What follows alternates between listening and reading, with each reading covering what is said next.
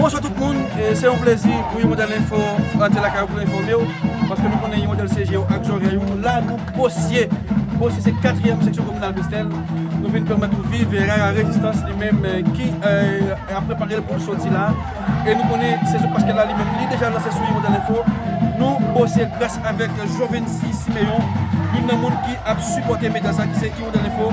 C'est ça qui fait que nous avons bossé et nous avons parlé là pour nous permettre de vivre comment la résistance lui-même a préparé sérieusement là pour le sortir.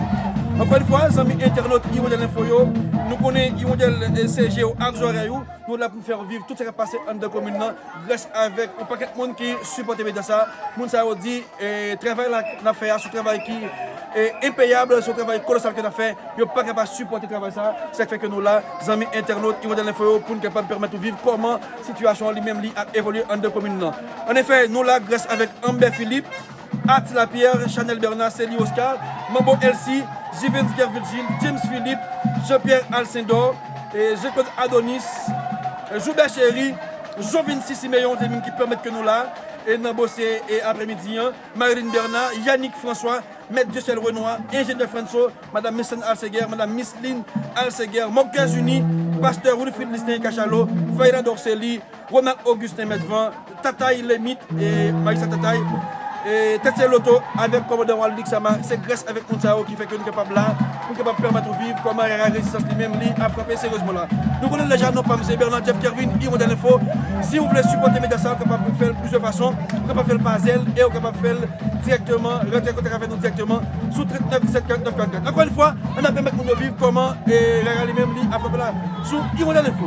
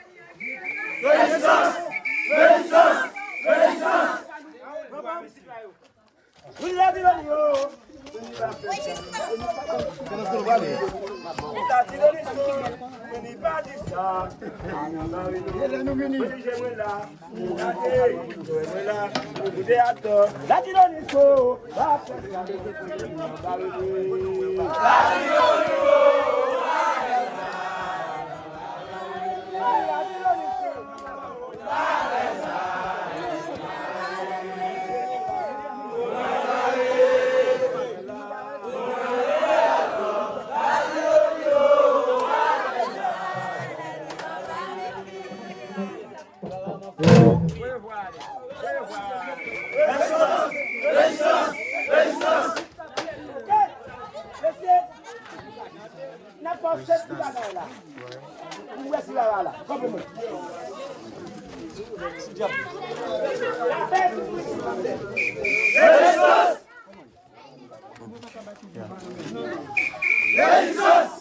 Résistance. Venez mon Dieu. Oh mon Dieu.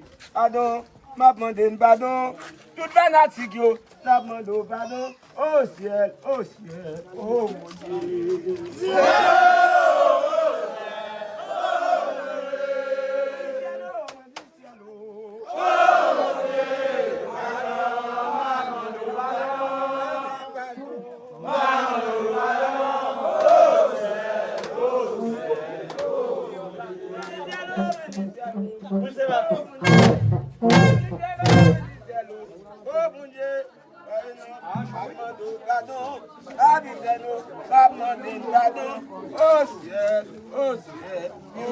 Dieu.